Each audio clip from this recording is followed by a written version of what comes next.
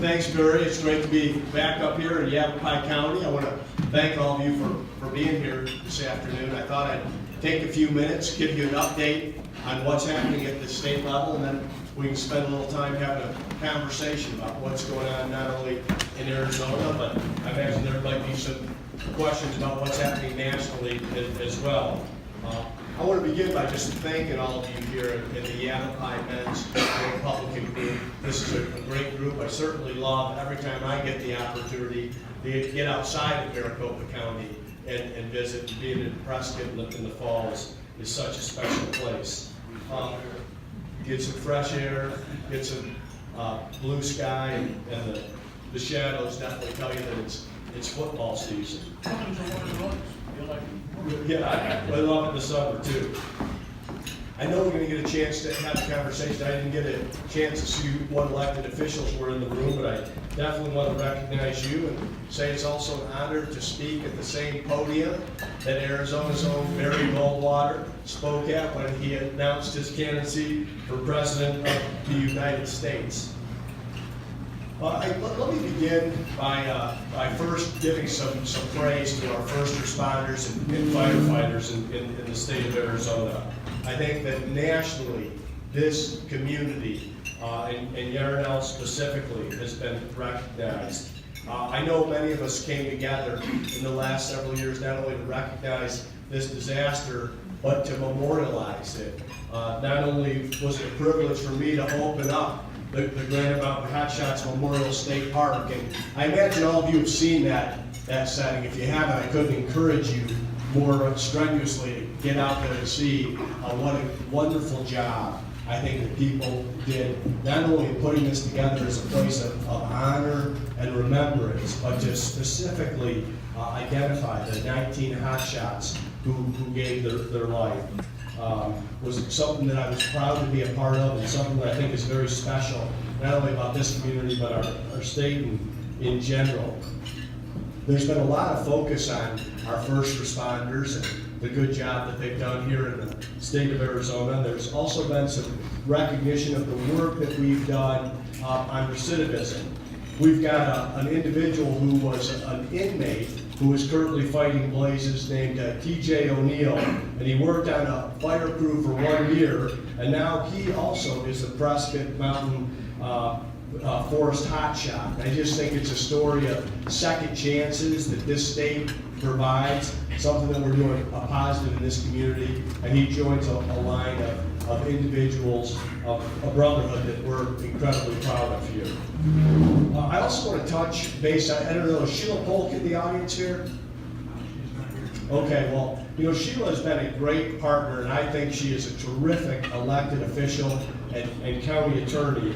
I ran into her yesterday at an event, and we have been working closely together on this opioid epidemic, which is a state emergency, to be certain. I think that we need to treat it as such. Is Sheriff Scott Masher here today?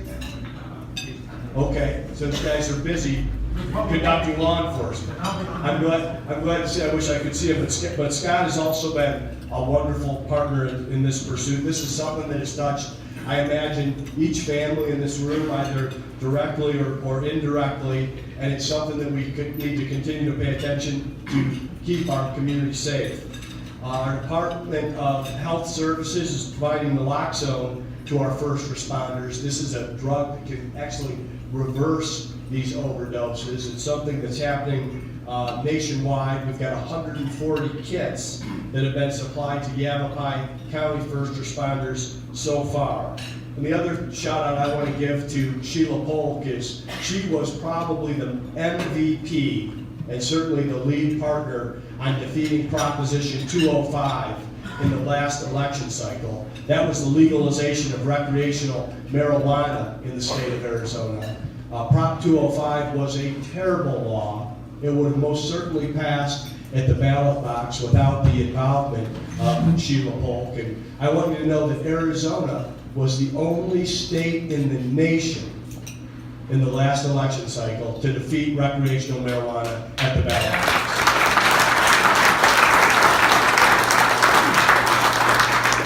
It's something I'm proud of. I wish I could tell you that it's final and they'll never come back again, but we did stop them in that election cycle, and we're keeping a close observation on what their thoughts are going forward. We certainly have someone much different leading the Department of Justice today than we did the previous presidential administration, but this remains an issue that governors across the country have to concern themselves with.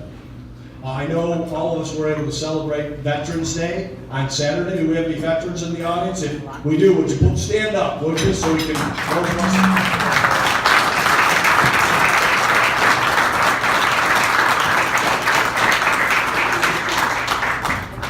Thanks very much for your service to our state and our country. We have over 625,000 veterans in the state of Arizona. Think of that number. When the weather gets nice, it swells to over 1 million veterans that call the state of Arizona home. It's something we're incredibly proud of. We want our state to be a very welcoming place, not only for those military men and women that are currently in uniform, but those that are returning from service, that they can find Arizona for a quality of life, an affordable place, a safe place, a place where their employment will be encouraged, training and education will be encouraged, and it's something that we've focused on. We're urging DC right now to work with us to help complete 2 new veterans homes here in the state of Arizona, both in Flagstaff and in Yuma. Each of these homes would house 60 people in those respective regions. And of all the priorities, I think that this has got to be at the top of the list for any governor or elected official to make certain that they have that happen. I am proud of the work we've been able to do for veterans at the state level. Very concerned what's happening at the national level and at the VA. Have a lot of confidence that there will be attention paid to that in this new administration, but there's certainly a lot of work to be done. The Veterans VA hospital that started this whole uncovering of the incompetence was in Phoenix, and I'm hopeful that we can see the improvement begin right here in our state as well. And before we get to questions, I just want to the best of my ability, extend gratitude and praise on the Republican officials and members that are joined here today. I want you to know if you're proud of the things we've been able to do over the last 3 years in this state, I know that it simply couldn't be done without the people that are gathered in this room. I have great appreciation for the work you do, the doors you knock on, the phone calls you make, the signatures you collect, the hard work that has allowed a state like Arizona to shine with 5 out of 5 statewide elected officials in office of the Republican Party, a majority in our House, a majority in our Senate, 2 United States Senate seats, and a majority in our congressional representation. It just simply doesn't happen without involvement from the citizens, from the community, and the grassroots. And we can't move this agenda forward and be supportive of the agenda in Washington, D.C. without your help here. I want you to know that we're going to keep working hard alongside you. I think we've got a great message here in the state of Arizona. We're one of the fastest growing states in the country. We have the fastest growing county in the country, in our state. I think a lot of people take this for granted. I will tell you, working among other governors, we never should. We never should take it for granted. There's 3,144 counties in this country, and we have the fastest growing. That's a real sign of the quality of life we have here, the economic attractiveness, and the safe environment. It also provides us challenges. I mean, anybody who's run a business knows that growth is a good thing, and it's much better than the alternative. But you have to be responsible, you have to be forward thinking, and you have to think of this for the long term. This is a place not only that we call home today, but that we want to call home tomorrow and the day after tomorrow. And we want to make sure that some of the issues of growth that have affected other states and parts of our country are not infections that happen in the state of Arizona. Our economy is growing as well here in the state. We are at the lowest unemployment in the state of Arizona since 2008. today.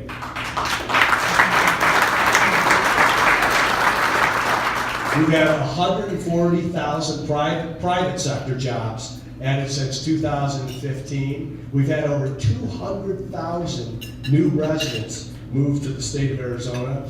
Many of them have been Californians. We need to remind them why they came to Arizona. They left California.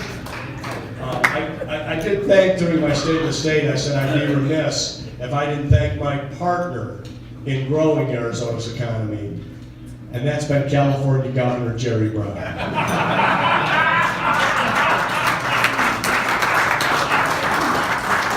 You know, Mayor Jerry continues to do all the wrong things for the Golden State. Raises taxes, increases regulations, piles on liability and litigation in the business environment. And I don't think it's good for our country in any way, shape, or form. I think it's actually terrible, but I would be irresponsible as your governor if I didn't take advantage of this every day by talking with innovators, leaders, and producers in the state of Arizona and letting them know not only will they have a better place to live and do business in the state of Arizona, but it's less congested, it's safer, and we've got a very talented and hard-working workforce here in our state. And so far, that's been very successful. I'm working hard to have a government that works in our state, and a government that you can be proud of. It's a government that we made smaller than the day that we came in. All of you in this audience, all of our small business owners across the state had tightened their belt over the past 5 years. Everyone except our state government and our federal government. Well, we led by example in state government by tightening our belt. And in this year, we will actually we will eliminate 500 regulations in the state of Arizona.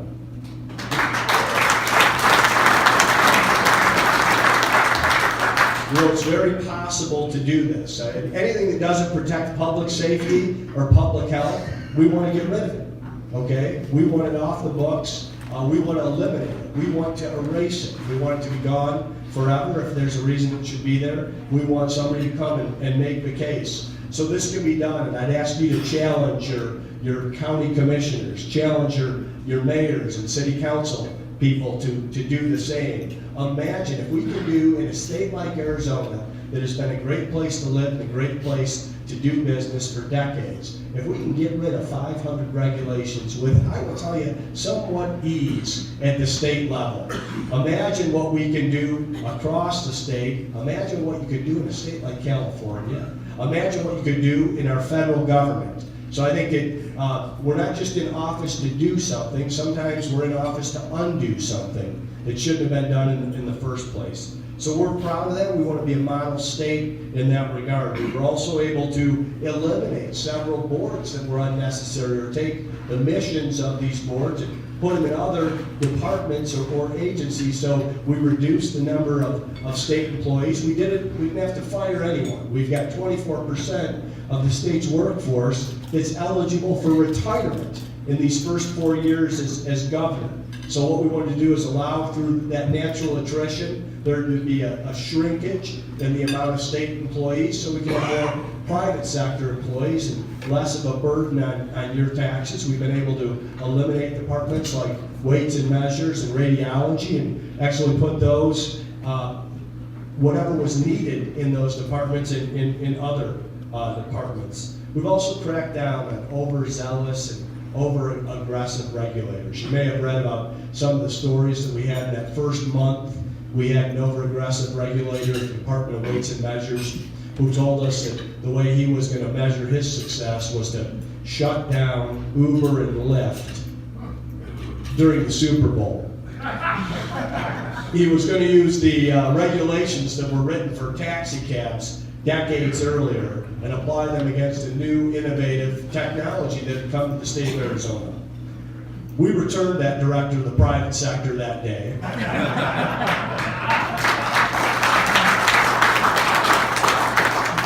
And we lifted all of those regulations. And we received some national news as a state as that we're open to innovation. We're open to new ideas. And you can see the results reflected in our economy, in our employment numbers. And even though I want to see our per capita employment grow faster than it's growing right now, because I think that's the way you really measure success, is how much are the people that are working making versus what they were making the previous year. I want to see that number higher. I want you to know that our number is at about 5.1% growth versus the national number, which is about 2.9%. So we're outstripping the national growth. We're doing good things here in the state of Arizona, and we're going to continue to do that. We're headed into the next legislative session, which means another state of the state, another budget cycle. We're doing those negotiations, going through it page by page and line by line, seeing what's necessary, seeing where we can do better, seeing what we can eliminate. You can count on, though, we're going to continue to be supportive of public safety, our policemen and firemen and firefighters and all our first responders. We're also going to continue to be caring for child safety and public health, and we're going to continue to support our border strike force. This is something we've done at the state level. It was called for in the previous presidential administration because we weren't getting any responsiveness from the Department of Homeland Security, and this was an idea to focus our law enforcement assets at the state level from the Department of Public Safety to our county sheriffs in partnership with our local law enforcement and police chiefs on the border to get after the bad guys, to go after the drug dealers, to go after the human traffickers. We've had some great success. We've seized thousands of pounds of illicit and illegal drugs, heroin, cocaine, methamphetamine. We're going to continue to do that, and now we have a partner inside our federal government. I want you to know I went back to inauguration. I've never been to an inauguration in my life. When you're the governor, they invite you back to inauguration, and they give you a pretty good seat. And I went back a day early because I wanted to meet with some members that were going to be up in the cabinet. And the first member that I met with was then General John Kelly, who was nominated to be the Department of Homeland Security Secretary. I said, I've got one request for you, General Kelly, and that's that you make Arizona your first trip as the Secretary of Homeland Security. This border issue has been the center of attention, and we have been the center part of the debate for well over a decade. So I'm proud to say that John Kelly's first trip was to Arizona, swing to Arizona, Texas, and California. We have a partner in this administration on the border. It's not perfect, but it's going in the right direction, and we have attention in our southern counties. So that's a positive, and we'll continue to fight for the border strike force, for law enforcement on the border and throughout our state, and for real pro-growth tax reform as well. I am supportive of what's going on in this administration. I think this idea, when you haven't had tax reform in this country since 1986, it's time for some attention to what's happening in the tax code. We had Vice President Pence chose Arizona as a stop on his rollout of the tax plan. He came, we assembled 6 small business owners at Ajo Al's, a great Mexican food restaurant. I'm sure many of you have eaten there. And we got to meet with each of them to hear their ideas of what they would do if the plan were passed. Ideas from not only giving themselves a raise, but giving their employees a raise, to opening up new outlets or distribution centers. So he had a very positive response. And he also said, you know, the tax code in America has doubled since it was last reformed in 1986. It's now longer than the entire Bible, with none of the good news. So we're excited to work with him and bring forward the real job creators, real small business owners that can talk to how this tax reform would affect them. I want to close by just saying thank you again to everyone in this room. How Prescott and Yavapai County is in these election cycles is vital, and we're going to need your help in this upcoming election cycle. I want to talk about that a little bit more in Q&A. I'm really proud not only what you stand for in this county, but what you demonstrate by word, deed, and action. And you do it every year, year after year. I love coming up here. I'm up here not only to tell you what's going on in the state, but I'm here to listen. What's on your mind, what concerns you, what I can take back to Phoenix, the state capitol, to this legislative session, and improve for our state.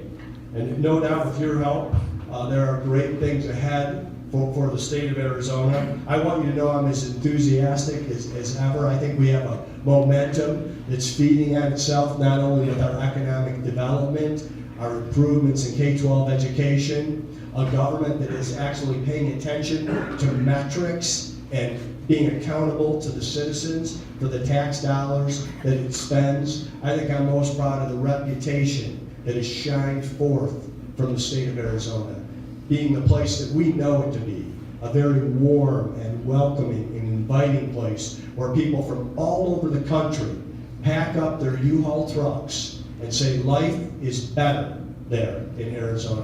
And we'll continue to do that if we're given that responsibility. So thank you so much for having me here today, and I look forward to any questions that you have. Thank you.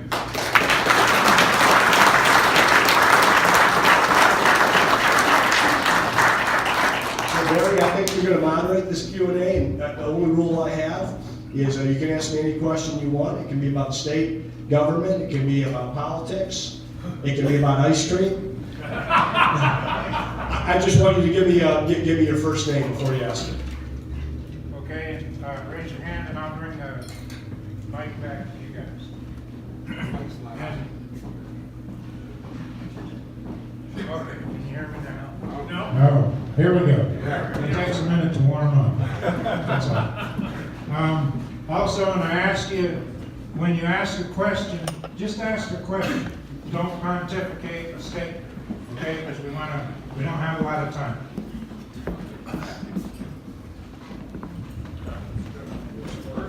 Thank you. Ed, I'm the Area 1 coordinator for the Republican Party here in Yavapai County. My question to you is, one of the big issues was infrastructure. Infrastructure in the federal government and how it leads down to individual states. Where are you on that? Is it railroads? Is it airports? Is it roads? What's going on? Thanks, Ed. A very timely question, and it's something that, of course, that we're supportive of. I mean, this is something that I think government actually, it's part of the role of a state government, a federal government, a county and city governments, is the building of infrastructure. That's the backbone for our economic development. It's how all our people and goods and services get across the state and get across the country. I was thrilled when I heard that this was going to be part of the Trump administration's objective. They did have an infrastructure day, as they called it. They invited, I was one of, I think, 3 governors invited back to Washington, D.C. We accepted the invitation, and it was, I saw the reporting on this, and I didn't think the reporting was even close to fair or accurate. It was one of the more positive things I've been involved in since I've been elected into public life. I think most of you know my background's in the private sector. I was a businessman for 25 years before I ran for public office. And this reminded me of how we would have handled something in Cold Stone Creamery or Procter & Gamble in terms of how we would have included our franchise community, our suppliers, and our vendors. We were invited, probably about 60 folks from around the country, back to the White House. We spent time one-on-one and in small groups smaller than a table like this, with Secretary Wilbur Ross, Secretary Ryan Zinke, Secretary Elaine Chao, and Secretary Sonny Perdue.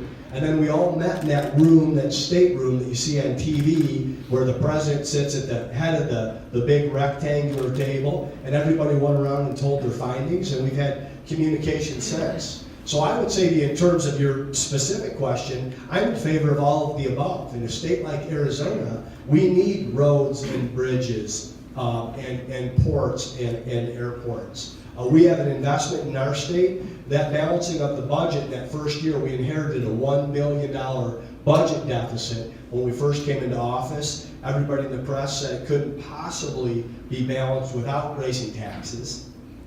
We balanced it in that first budget. It was the quickest legislative session in modern Arizona history, and we had surplus dollars in the bank the following year. So there are not the HERF, the highway user revenue fund sweeps that you've seen in years past, where legislatures have swept those dollars and then said, that's how we balance the budget. We've truly invested those dollars. We've got $80 billion that we're investing in infrastructure investment in the state in this past calendar year. More is necessary, but this oftentimes is a combination in terms of a partnership and relationship with the federal government and what counties and cities are going to be responsible for as well. I think the last part of this question I want to answer is, if you look at a heat map of infrastructure of our country, you'll see that east of the Mississippi has got all the development, yet all the population growth is west of the Mississippi, where we're very light on infrastructure. And I actually was having a meeting with some of our faith-based leaders here in the state on another issue around drugs and addiction. And one of them came from Kansas City and actually said that where he used to preach in Kansas City, that those churches were shrinking, and that all of the churches in his vicinity here in Arizona were growing.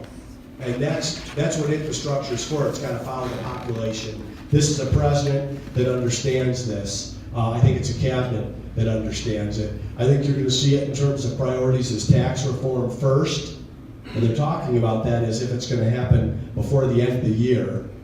I want it to happen before the end of the year, but with Washington, forgive me for only believing it when I see it. And then infrastructure would follow that. Yes? What is the state doing about the I-17? Because that's our road, that's not the federal road.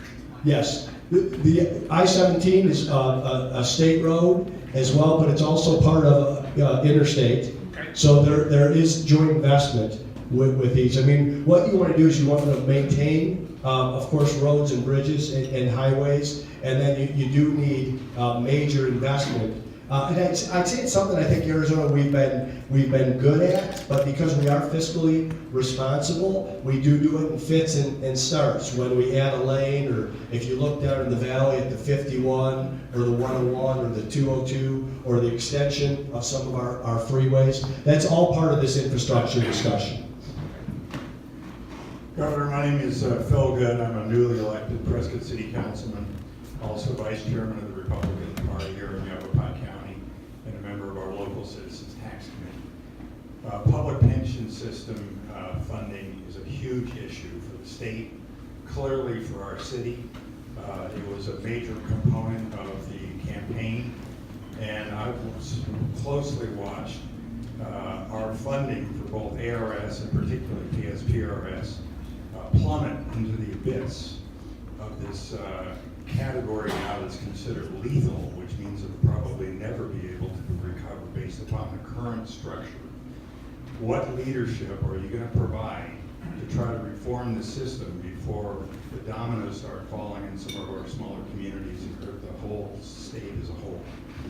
Great question, Phil, and something that's very important. It actually very rarely comes up in these types of settings. The first thing I want you to know is ASRS, which is the Arizona State Retirement System, and PSPRS, which is the Public Safety Retirement System. I'll talk about them in combined numbers because they really do affect not only our state government, but state employees. And this is something that when I ran for office originally as state treasurer that I was tasked with studying and put together a committee report on.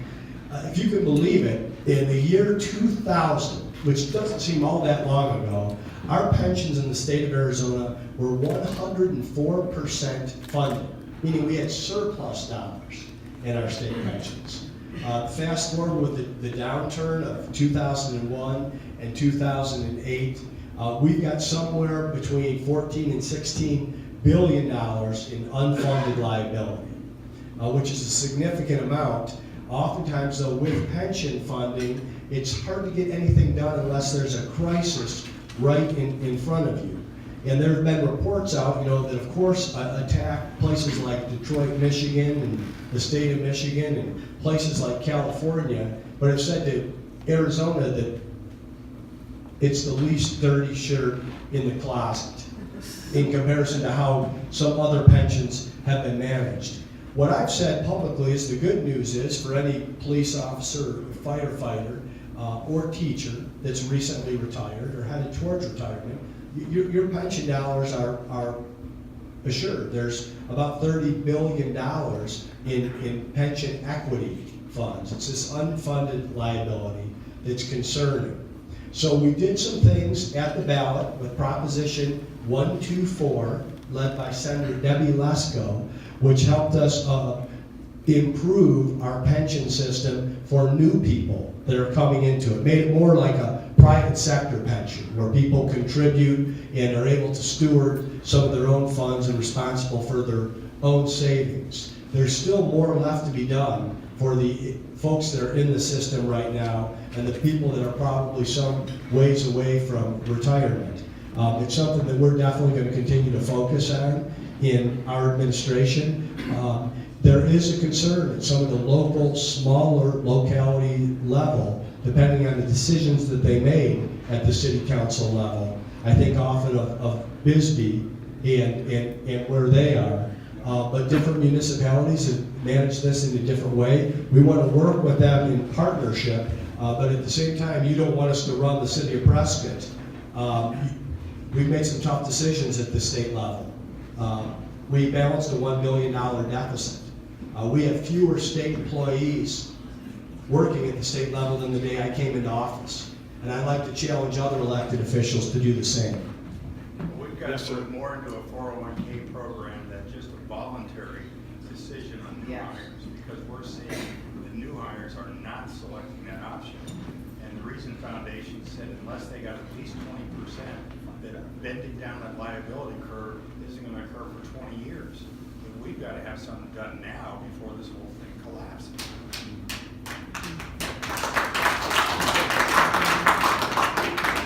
All right, let me dig into it a little bit more. Well, I do look at it at the state level, and I may need a better understanding of what's happening at the local level before I comment more on I'm here to it. help you with it. Yeah, I appreciate that. Thank you. My name is Larry, and my question as a retired law enforcement officer, my concern is the increase in not only counterterrorism, but internal terrorism, domestic terrorism itself. You said your public safety is going to be paramount in your administration. Does that include increasing staffing levels and budget for the ACTIC Center and also the HIDA Center? Is it Larry? Yes. Yeah, Larry, thanks for your service in law enforcement. My father's a police officer as well, so I know it's not only you but your family that have served in that role, and I'm very grateful for what you've done. The ACTIC Center is the Arizona Counterintelligence Terrorism Center. This is a fusion center. It's something that was put together after 9/11. I think when you saw some of the after-action reports of what happened, different agencies had information, but there's oftentimes some turf wars in terms of law enforcement, and it was bringing everyone together there. So that's the Department of Homeland Security, the FBI, the Department of Public Safety at the state level, and other local law enforcement, so that we can have a view of what's happening at the state level and prevent in a situation. I'll tell you as a governor, looking at what's happening in some of these other states, and when you're governor, you get to know these other governors. So seeing what happened in Nevada, what happened in Texas, and how different their situation is right now than our situation. And in some cases, of course, it's just but for the grace of God, go we as a state. But also, we've got some excellent first responders here in this state, and they don't get credit for what's been prevented. And this is something I think if you were able to see the ACTIC Center that I'm able to observe and work with people like Frank Milstead, who was a law enforcement professional. Is actually a statue of his father that stands in front of the Department of Public Safety as the first colonel to run our state trooper force. And has been a cop his whole life and the relationship he has with local law enforcement here, with our Department of Homeland Security. There's a Department of Homeland Security at the state level that is led by a professional named Gil Arancia, and they work with Homeland Security at the federal level, which I mentioned the visit that we had here from Secretary Kelly. So there is investment in that. Those are places where I'm proud that we've shrunk the size of our state government, but we haven't done it with law enforcement, and we haven't done it with first responders. And I think we can see we live in a world where it seems like almost anything can happen, and anything can happen domestically as well. So it sometimes I think can sound trite, but as I talk to other governors and we get together privately and independently without staff, and we break down different things that happen, and it's some of the best learnings that I've had. The governor of Maryland, a Republican, Larry Hogan, who had to deal with the Baltimore riots, and Democrat Jay Nixon, who handled the riots in Ferguson differently, talking about the role of law enforcement, the role of the National Guard in those types of settings, and it's the same when there's this domestic terrorism that we're seeing. This idea of when you see something, say something. In a lot of these cases, these people were giving off signals, and I just want to encourage people, you're already involved. You're involved politically, you're involved in your communities, but this is something I think we need to be on the lookout for all over the state. We've been spared a national tragedy, but it's something we should never let our guard down on. Thanks, Larry. Yeah. Governor Dwight Yeager, how are you? Hi, Dwight, good to see you. Going back to regulations for the moment, when we have a friendly governor and a friendly legislature, the regulations go down. When we have somebody like Napolitano, they go up. Why not a long-term fix while we have a friendly relationship that we put a sunset law on all regulations and let the legislature just can readopt those that are important enough to keep going? How about a round of applause for that? Dwight, I wholeheartedly 100% agree. It's something that I would like to see in every law that's passed going forward. Now, you have to understand the first law that I passed was the American Civics Act. Okay, and that's that every high school student in the state of Arizona will have to take a civics test before they can graduate from an Arizona public school. I'm proud it's the first law that I was able to pass as governor, and believe it or not, I can't believe this, we were the first state in the nation to pass this law. Now we've got 24 other states that have passed this law, and it's something I think will pass in every state in the country. But as somebody who has a real appreciation and love of our American civics, I have to recognize that the legislature is a co-equal branch. And there's some people in the legislature that want to pass laws that live forever. I'd like to see a sunset on all these laws. When we pass something like Proposition 123, we put a sunset on it. I just believe that you never know. There's always unintended consequences. There's always changes. I think it's a shame that we have some of these things that are unchangeable, at the state level, at the legislative level. So that's something I'm really going to be advocating going forward. Now, are we getting close to the end here? You are at the end, according to one of your suits. Okay. Well, can I give a couple? I want to give a couple closing comments on the upcoming cycle, okay, that's happening. I think you can see what's happening around the country, okay? And I've been in a lot of Republican rooms lately, okay? And I love visiting these rooms. And what I've noticed is there's been a lot of celebration since last year.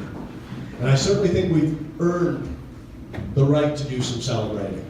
But I've never thought that victory was about celebration. I thought of it when I was elected in 2014, it was an assignment to return on the agenda that I committed to the people of the state of Arizona. I'm proud where we are from a tax perspective, an education, an economic perspective.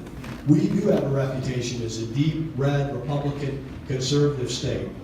I'm proud of that reputation, but I want to point a couple things out to you. The people that believe that have forgotten the names Janet Napolitano and Bruce Brabbit. Our current president won election in this state by 3 points. The last open, contested United States Senate seat that we had in this state was won by 3 points. The organized left sees this as a toss-up state. And with a wide open U.S. Senate seat, with uncertainty in the future of other issues in the state of Arizona, they are going to be descending on our state in this next year.